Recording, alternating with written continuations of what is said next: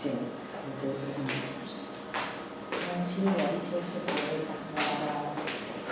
Hola, buenas tardes a todos. Bienvenido Antonio Aguilar, que nos va a hablar hoy de un tema muy bonito y yo creo que apasionante sobre Elizabeth Kubler-Ross. Y el tema de la conferencia es Desplegando puentes entre vidas. Perfecto, pues muchas gracias. Bueno, buenas tardes a todos y a todas. Yo venía ahora en el metro, trasladándome aquí, evidentemente, y el vagón iba lleno como de pequeños zombies que venían de sus fiestas, ¿no? Mascarados, tal y cual. O sea, entonces, con esto pretendo decir que estamos en unas fechas donde ritualizamos, celebramos algo que el ser humano siempre desde los tiempos del Neolítico, Paleolítico y hacia adelante de estos días lo hemos tenido en mente. No hemos intentado dar explicaciones, nos hemos intentado convencer de que nuestra vida pues no ha de acabar en aquel momento en el que yacemos donde sea, ¿no? En el suelo, en la cama, donde sea. Por tanto, siempre es el motivo de controversia, ¿no? de ansia, de querer, por nuestra forma de ser, también intentar dominar esta parte, ¿no? Que totalmente es desaparecida. Yo siempre digo que esta parte que vamos a hablar hoy, que es una prolongación de nuestra vida, al fin y al cabo, pues es insondable, como dice el Tao, ¿no? Que dice, cuando tú explicas el Tao, esto que explicas no es el Tao, hay cosas que no las podemos definir ni darle una consistencia lo más verdadera que nos gustaría tener.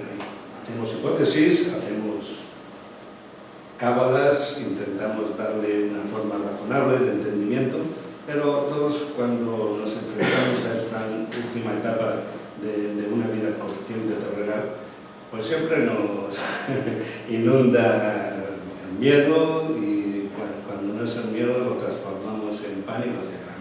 Por lo tanto,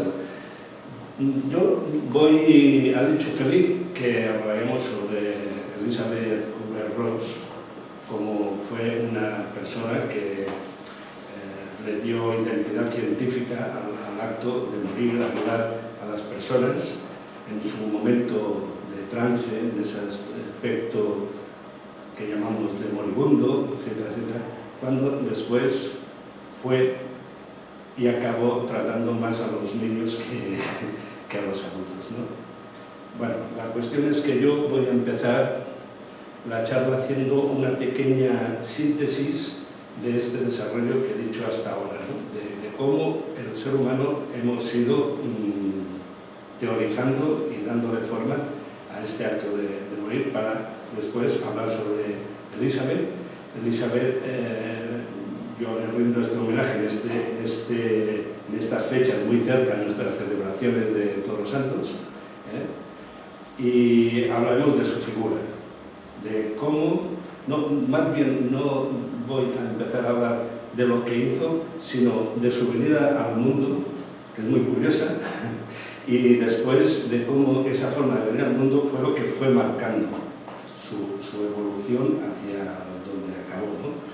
Me adelanto a todo diciendo que el final de sus días pues fue de lo más también pragmático, ¿no? Porque estando ayudando y teniendo esa vocación y esa facilidad para ayudar a los demás, ella no se lo aplicó a ella misma.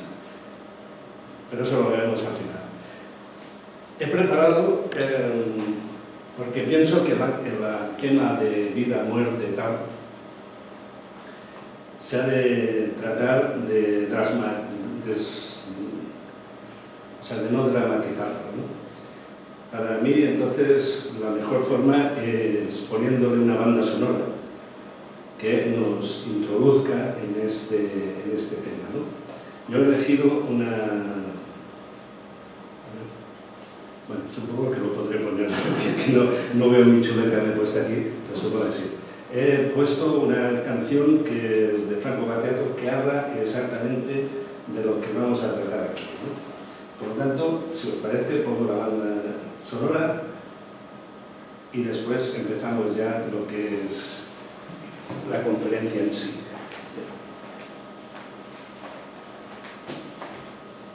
Es que tendría que... No, pues no sé si lo voy a poder poner. Lo que no puedo es cantarla yo. Si alguien está pensando que ahora la cantas tú, no la voy a cantar, pero es que aquí había puesto el icono del, ¿cómo se llama esto? Del altavoz. Sí. No sé si no la cantaré. Bueno. ¿Desde el PC no se puede hacer? ¿Perdón? Desde el PC. Desde el PC. A ver, soy analfabeto en todos estos lenguajes, ¿qué quiere decir?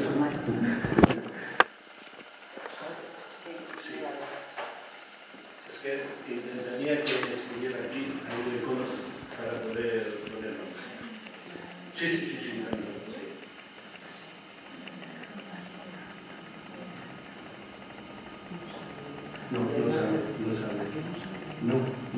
No sale. Eso es un problema entre el reproductor. Bueno, es igual. Para no perder tiempo, la música puede ser que nos ayudaría mucho para entrar en esa armonía, pero en la canción en sí, como veis, he puesto la letra para que la pudiéramos seguir como una especie de karaoke mental. En esta canción nos habla sobre nuestro paso a un plano superior, donde estamos, que es cuando dice, era magnífico aquel tiempo, cuando estábamos unidos perfectamente al lugar y las personas que habíamos elegido antes de nacer. Yo seguiría toda la canción, pero lo que más me interesaba era el final de la canción, más que todo el desarrollo de la canción. El final de la canción nos viene a decir que gentil es el espejo, miro y veo que mi alma tiene un rostro. Te saludo, divinidad de mi tierra, el reclamo me invita. Eso es muy importante para mí, porque hasta el día, el momento exacto que no nos reconozcamos como unas almas que tenemos un rostro, no permaneceremos en las tinieblas. ¿Eso cómo se puede conseguir? Bueno, se puede conseguir pues teniendo perseverancia, voluntad en hacer nuestros ejercicios que pues, hacemos de meditación y sobre todo visualización. Y visualizarnos. Cuando estemos así en comunión como estamos ahora, ver que hay almas que tienen también un rostro como el mío. O sea, siempre ir al fondo. Si somos capaces, digo global, de desarrollar esta percepción, no veríamos el motivo de por qué tienen que haber guerras, destrucciones, odios, iras, etc. Por tanto, la teatro de esta canción, que lamento no poder ofrecerla entera, nos lo propone.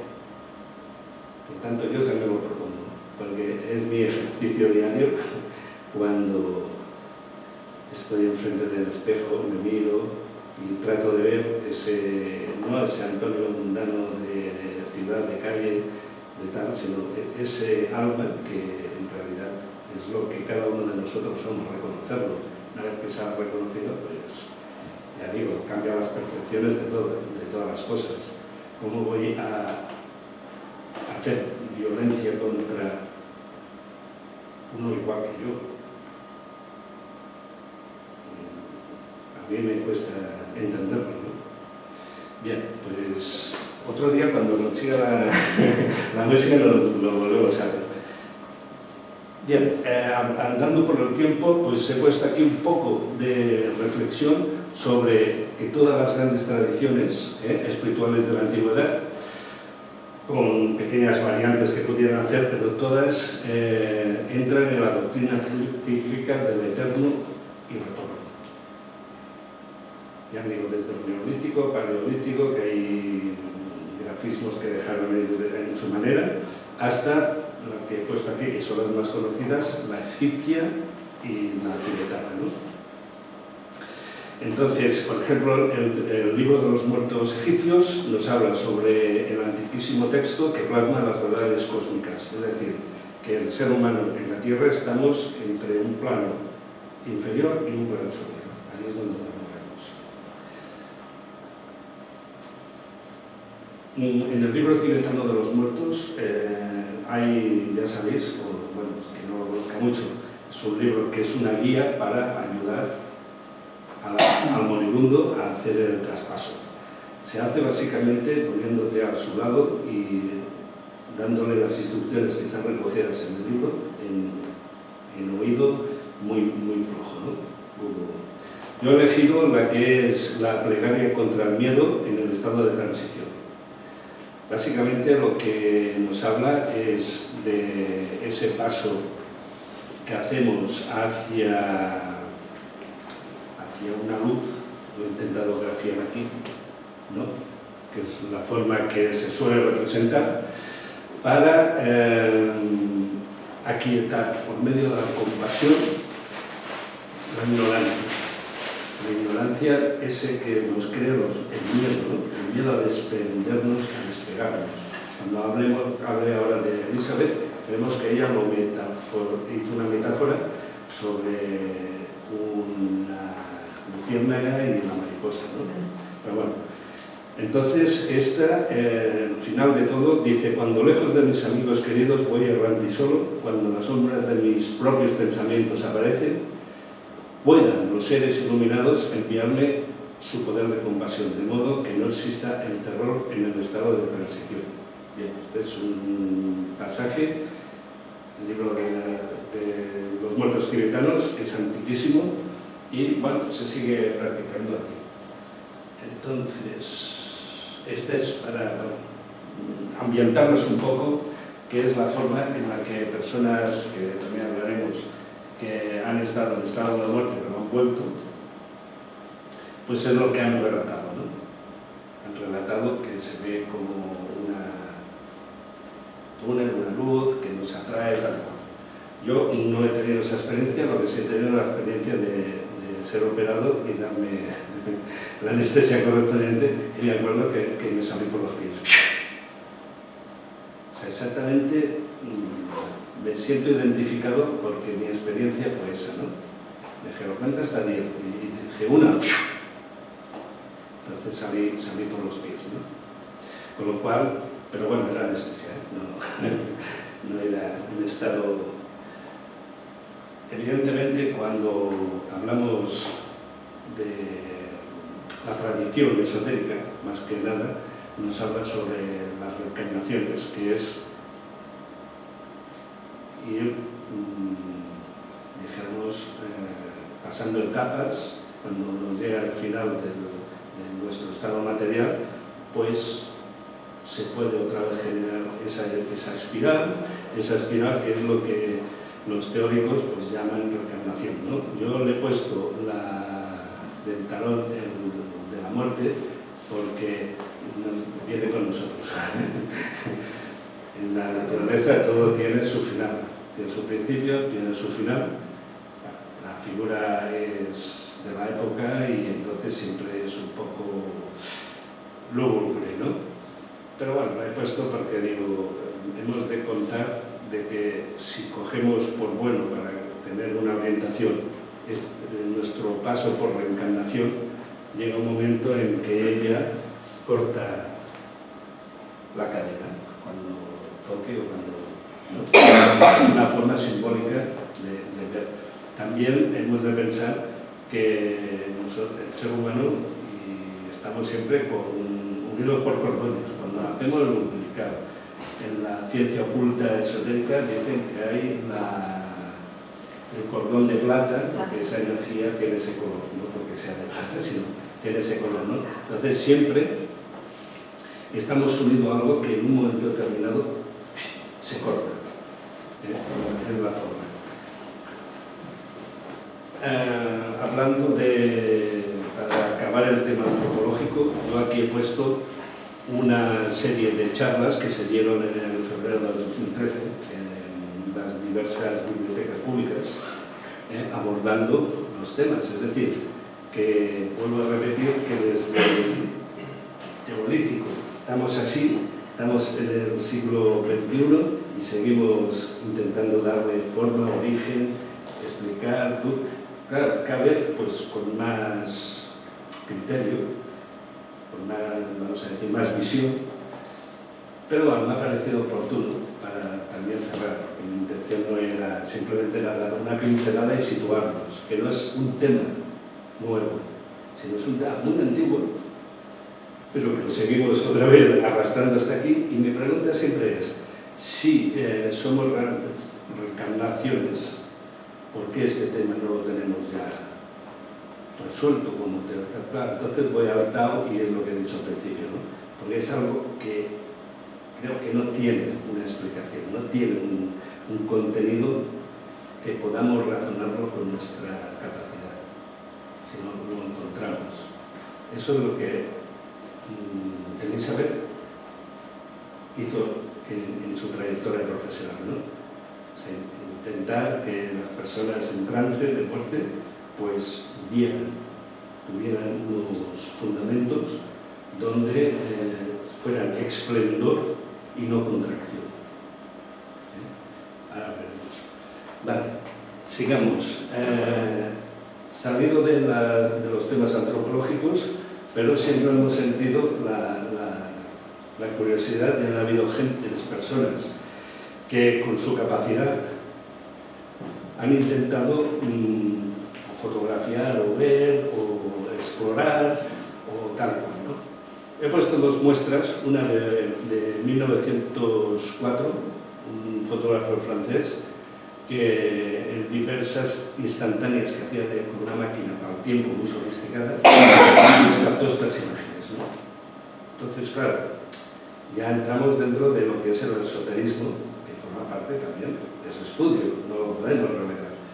Y más adelante, sobre los 70, pues con aparatos más sofisticados de electrónica y televisión tal, pues se captaban imágenes. A lo mejor eran pixelados, pero bueno, eran imágenes que se veían.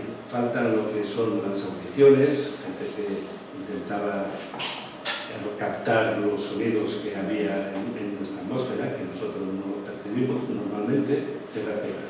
Es decir, con todo el respeto del mundo, pues, es un anhelo de encontrar y dar sentido a nuestro último punto de vida, ¿no? ¿Qué va?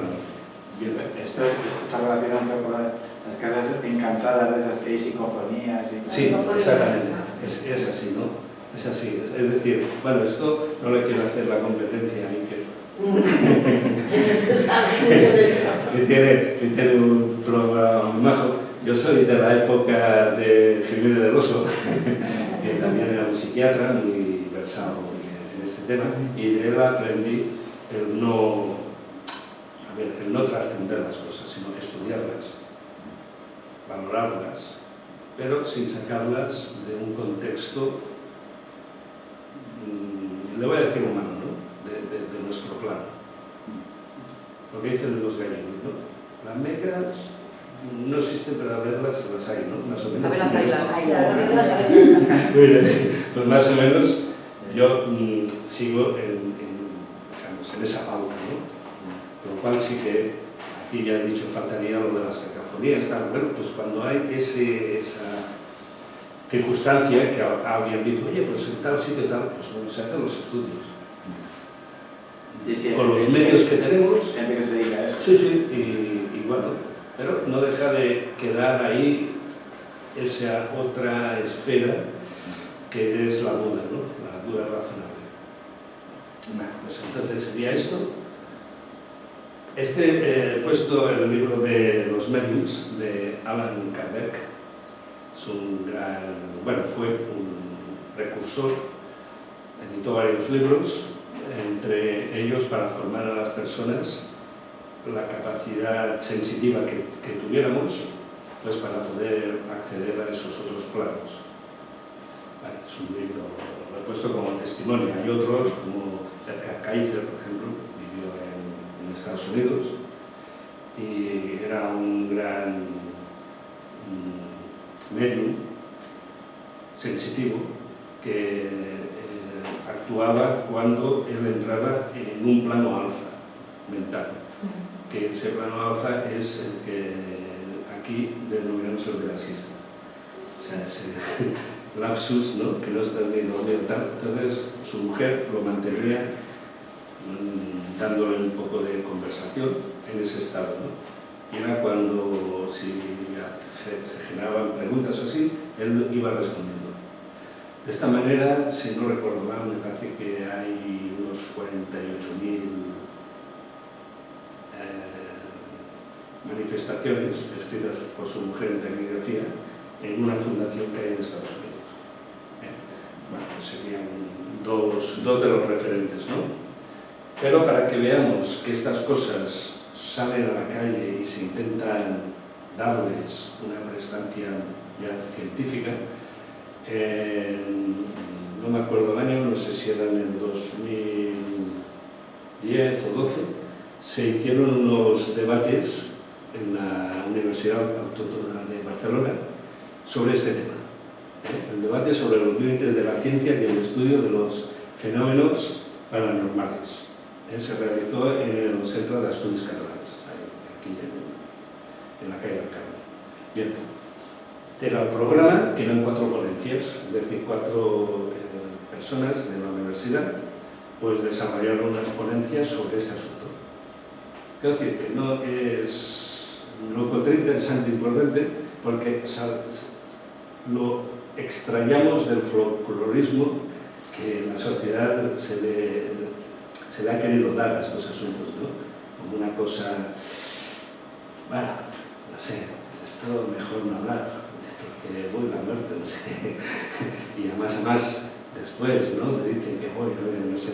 Pero bueno, estas personas hicieron estas 4 ponencias, a cual más interesantes, y lo he puesto como un testimonio de la apertura y el interés, y que personas que ya tienen vamos a decir, unos estudios universitarios importantes, pues que consideran que aquí hay ciencia, ¿no? Que un poco lo iguano con la próxima, que es sobre Rudolf Steiner, que se llama la ciencia oculta, ¿no? Y allí ya me intento hacer ya la publicidad con esto. No, pero más aparte, es un tema importante, ¿no? Que a mí me gusta ver que se manifiesta ya desde un punto de vista más intelectual. Esta otra es que Raymond Moody, no sé si a alguien le suena, que escribió un bestseller sobre la vida después de la vida, etc., en los años 70 finales. Él lo escribió de una forma científica y su editor lo fue transformando para hacerlo más atractivo, más ameno al público en general. Se convirtió en un bestseller, ¿no? Por tanto, es fácilmente pues, atacable desde bastantes puntos de vista, pero es un testimonio. Entonces, este escritor, que también era doctor, pues inventó un artilugio aquí que se llamaba el oráculo de los muertos de Chocoloco.